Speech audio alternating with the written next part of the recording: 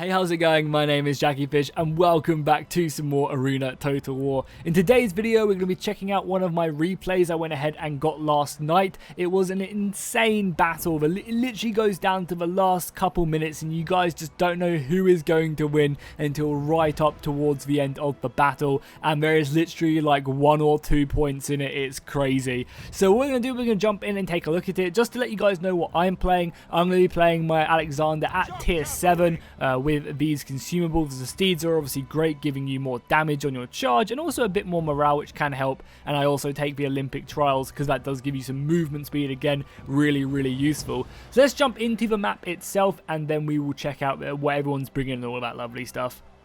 So the battle itself is on Solernum, which offers a really exciting battle, honestly.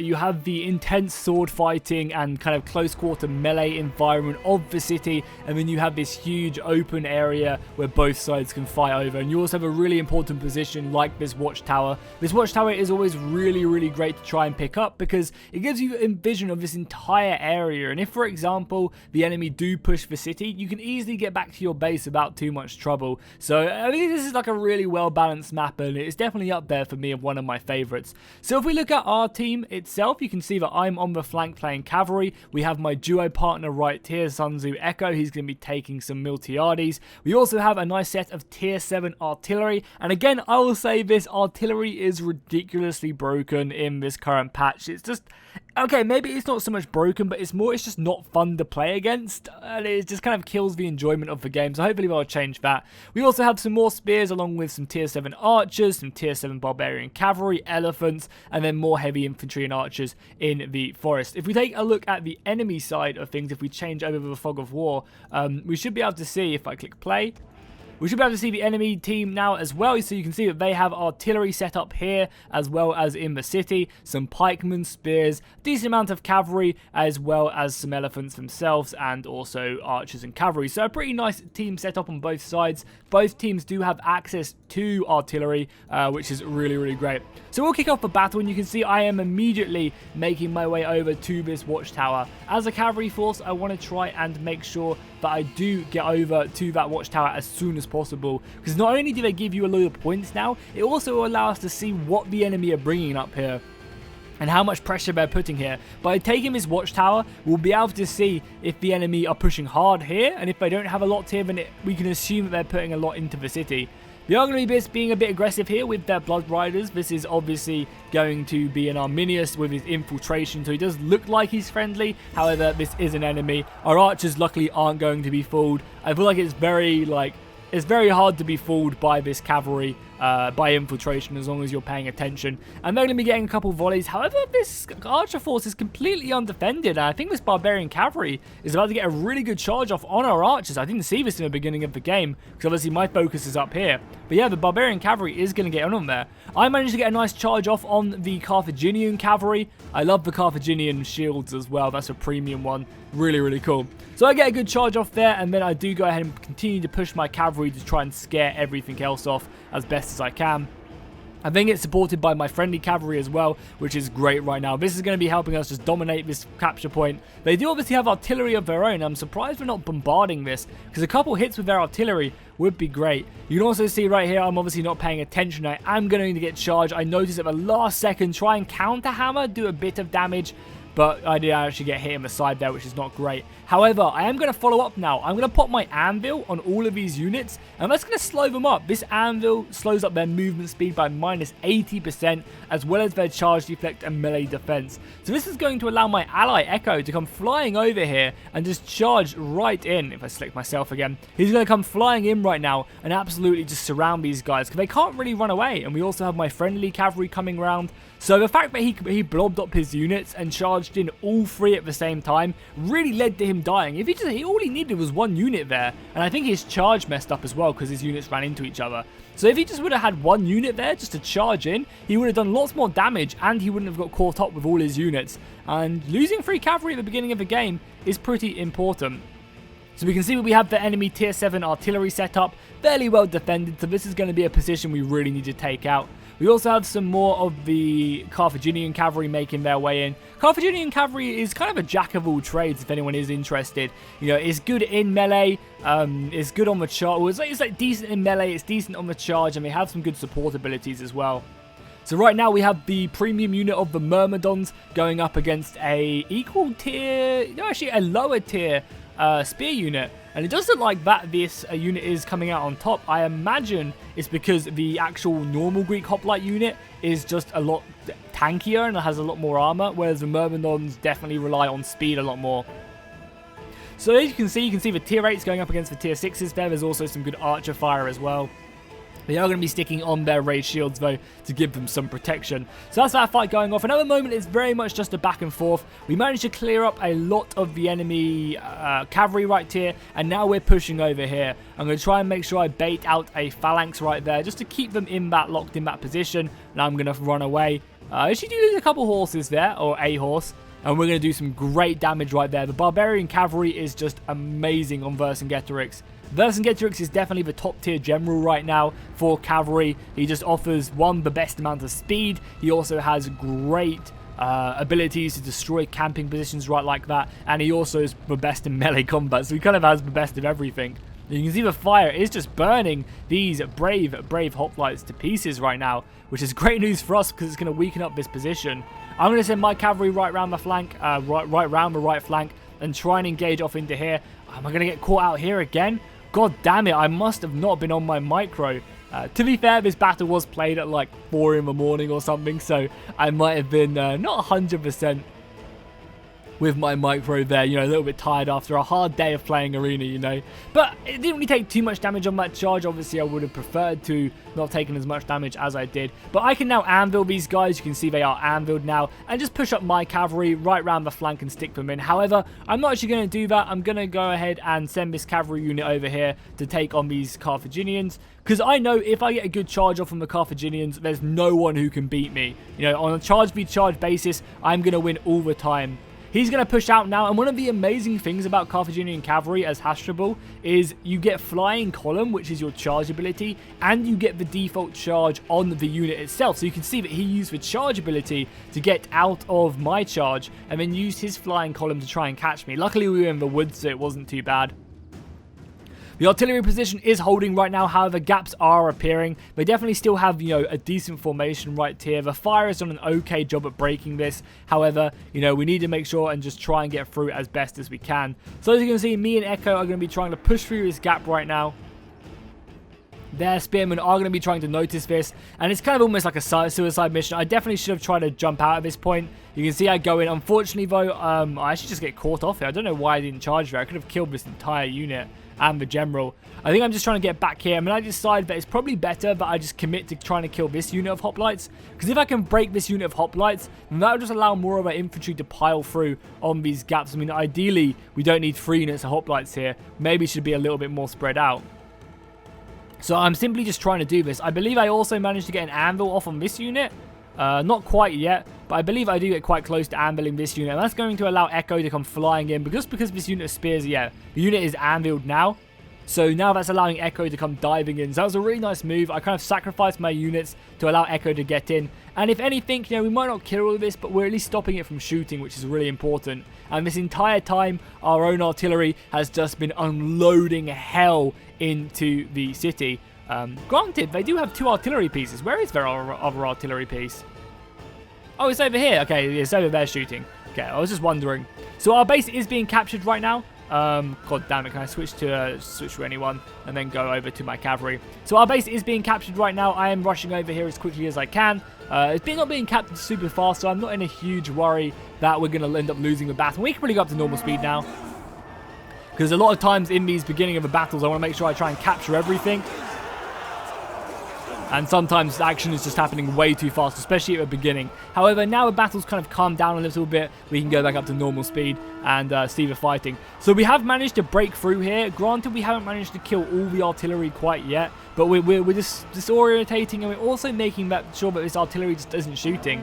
You can see right here as well, I do come back to the base. There's plenty of undefended archers, and I'm just going to come charging in there, ripping these archers to the ground. Unfortunately not killing them, and also not decapping either. But I'm giving vision to my own artillery, so my own artillery will hopefully be able to decap these guys, and if I have to go in, I'll have to go in and just cause the decap. Thankfully though, some artillery shots did hit, and that's going to rout them. So now kind of my main goal here is just to simply get the hell out of here. There's no point me sticking around, they've been decapped. All I need to do is make sure I keep as many horses alive as possible, because I might need to decap again and again and again. So the more horses I have left alive, the longer we'll be able to decap.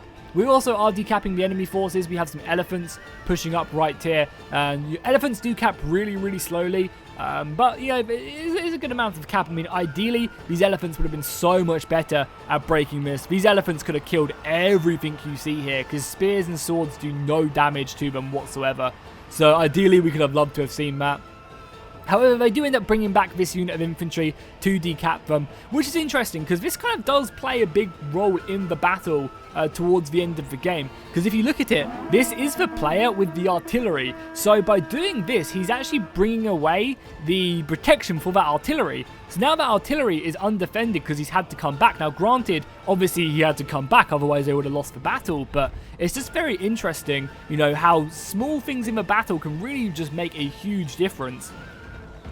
Now granted, at this point I have no idea that artillery even exists whatsoever. Okay, so I'm going to get another beautiful charge off here in the back, just ripping through the pikemen, and I'm going to quickly try and get the hell out of there. I did see that was a nice move there by me and the hoplites there, holding this unit in place and pushing on. Unfortunately though, he did hold the line, so we're going to have to get out of there. I think he was going to break before popping that hold the line. Now I'm going to decide that this kind of area is pretty much dealt with, and I need to push over and try and help our artillery, because if we lose our artillery, we're probably going to lose the game. Our base cap isn't going to happen anymore, as you can see right here. The elephants are going to do okay, but they can just keep decapping us with this cavalry, and that's exactly what they're going to do. Also, they're now putting artillery over here, and artillery, as you can see, just shreds through the elephants, much like it should, you know.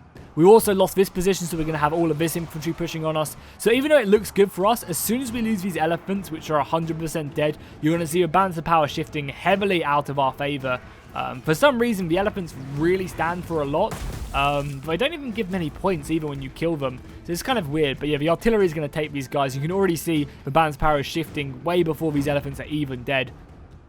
So our opportunity of base capping is over. We do get some nice charges off from these pikemen. I got a rear charge, and then also the artillery crew came and helped. We managed to beat them down. And again, that's really important, because as long as this tier 7 artillery is alive, we can just hammer these healthy units basically here and really turn the tide. If anything, the enemy should just really be retreating back to their base and make us attack them, because they're winning the battle right now. If these 7 minutes run up, then they're going to win the day. So a lot of the time it's very hard to communicate that, you know, it's very hard to communicate that you should just retreat and, you know, people feel they're committed. But a lot of the time, you know, the balance of power is so small, they still have artillery in the city somewhere. Simply retreat back and reform. It's going to be a really nice charge off of an Echo. And again, he's literally just here to try his best to slow these guys up as much as they can. Where's my cavalry at? My cavalry is still here just harassing these guys. Again, trying to keep them away from the cap as best I can. And also allow our archers to survive. Because these archers can constantly decap. So I'm just trying to kind of give these guys some time. Try and take some attention. And again, that's exactly what Echo's doing. Just allowing our artillery to rack up them kills. And continue to level up. So again, all our elephants are now dead. We're down to 70 on the balance of power, whereas they're at 126. And what that means is if the timer runs out, which it does in this battle, it does go down to a time victory. So again, I won't tell you who wins, because even if we lose this battle, and I'm still going to upload stuff like this because it was just such a close and interesting battle. So don't just think because I'm uploading it, we're going to win. I actually get a really good charge off on the Carthaginian cavalry there. And again, at this point, every good charge, every unit killed is so goddamn important. Because the balance of power is just so close right now. You know, taking out one unit, losing our artillery, or killing their remaining artillery, or, you know, losing our infantry or something, it's just going to really turn the tide of battle. If we lose, you know, some men by mistake, that's going to make it even harder to kill these guys. Because at the moment, like, how are we supposed to really kill this hoplite formation? It's very, very difficult. Same with the spears as well. Our archers are being chased. Luckily, we are just piling down artillery shot. This guy is bringing a proper Spartan though, holding the line for as long as possible with his shield up there, doing a proper 300. And the artillery is now shooting. They also have some cavalry left and also some infantry making on this way. And you can see I've kind of made a mistake right here. I'm like, crap. We need to get over here ASAP, because if they take out our artillery, that's going to be pretty much all of our points left remaining, and it's going to be almost impossible to win. You know, there's always a chance, as Gandalf would say, if only a fool's chance. And that cavalry is going to come in. Luckily though, Sun Tzu Echo managed to get a really nice deflect right there, keeping off this cavalry, and killing these 4 horses is huge right now. Unfortunately though, the tier 6s are going to get on our artillery crew, and again that's reducing our points bit by bit. Honestly, one of these artillery crews maybe should be running away, because if we can just keep one alive, that would be amazing. I'm throwing back my cavalry though as fast as I can, and if I can get here, if I can get a rear charge off on these hoplites, then that's going to be pretty big, because that's going to mean our artillery is fairly safe. Obviously, I'm not going to charge a phalanx from the front, but I'm biding time right now, and I'm allowing that the artillery crew right there to come in. And then you can see he turns his side, he gets a bit greedy, and I'm just going to come flying in right there. We do see the enemy artillery flying in now, and that's kind of the first time I honestly realise that there is enemy artillery still shooting. I'm going to make sure I kill this horseman right there, because I don't want anyone harassing our artillery. And then we still have a couple dudes left. Now, granted, I think one of the ways to nerf artillery is to make it, if there's only this many people left, the artillery should either work extremely slow. And when I say slow, like 1 shot per minute or something. Because think of these guys trying to operate huge siege engines. It'll take them forever. So either, you know, it takes them a long time to shoot, or you just can't simply operate. If you lose this many men, it's tough luck, you know. You've lost your crew. You can't optimally use your siege equipment anymore. So I see right now, okay, so we're 35-89. Our artillery is going to be back up in a second. There's 3 minutes left of the battle. You can see right there, we're trying our best here to kill these Myrmidons. Again, the tier 7 hoplites will probably beat these guys in combat if they play it right. So that's a few extra points, but they still have a huge advantage right now. And I'm like, they must have artillery. We saw it coming in. It's probably defended, because taking a look at the enemy position, they still have a unit of swords. I don't know where it is. It must just be like a unit or so. Where is it? Yeah, it's up here. So they have a couple soldiers there, and they also have this entire thing. Wow, that's really bad. That is literally battle changing right there. If we go back to my team. So right now, I'm on the hunt for the artillery, because I know that the artillery is worth a lot of points. They haven't been attacked right now. And if I can kill them, maybe we can turn this battle in our favor. Only 2.5 or 2 minutes 50 left in the engagement. And by pushing down here, I'm still looking, and I find the artillery right here. And this is huge, because this is an entire unit. You're going to see how big the points go down as I come flying in right there on my charge, doing so much damage. And again, I just took away about 20 points from them right there. So if I find one more piece, then maybe we can claim victory right now. We'll at least make it a lot closer and still give us a chance. Because, again, there's still 2 minutes left. You know, if I can find the other artillery piece in the city, then maybe I can go ahead and come back and maybe help out, you know, with the rest of the fight. We still have our artillery constantly coming in, bombarding their position. The archers are coming in. And luckily, you know, this artillery player is doing a great job. And you see, I just got a glimpse of that and quickly turned my trajectory right here. I'm going to become coming round. And again, I find them right there. I'm going to come charging in. Make sure I don't charge into the wall, though. So I'm going to charge them and quickly tell my men to back off and go somewhere else so I don't continue the charge. And now I'm going to try and finish them off. I know the morale isn't great. And granted, the Greeks aren't amazing in melee combat, but with that charge, I can rout them and break them down. And look at that right there. We brought them down to 18 points. That was huge. And I honestly think if the enemy, like, I think, granted, I could have outplayed the infantry, but if that infantry unit right here was protecting that artillery, it would have been much, much harder for me to do anything. That's tier 6s, you know. Armored Legionaries are tanky. I think I could have outplayed it, and granted, he could have only have killed one. But that could have given him a very good chance of claiming victory in this battle. God, there's no more teams for me to click on. There we go. Hold on, let me switch teams really quickly. There we go, awesome. So you can see right now there's only a minute left in the battle. All we have to do is just wait out the timer. You know, they're just still shooting these guys. Not really much for us left to do. My cavalry is just up here protecting the artillery. And that's just going to be the end of the battle, and we're going to claim victory. And I mean, just how close was that battle? Thinking of it, if they would have had that infantry there, I think they would have won that battle, because we needed to kill the other unit to claim victory, the other unit of artillery. Granted, our own artillery could have then bombarded that infantry, made it weak, and given me opportunities to come in, but I think they would have had a much better chance of winning. And that was just such a goddamn close battle, like 6 points in it right at the end. The time limit was hit, and there's battles like that where you think, oh, this battle's over, we've lost our elephants, you know, they're capping our base. You just got to keep on playing and never give up, you know.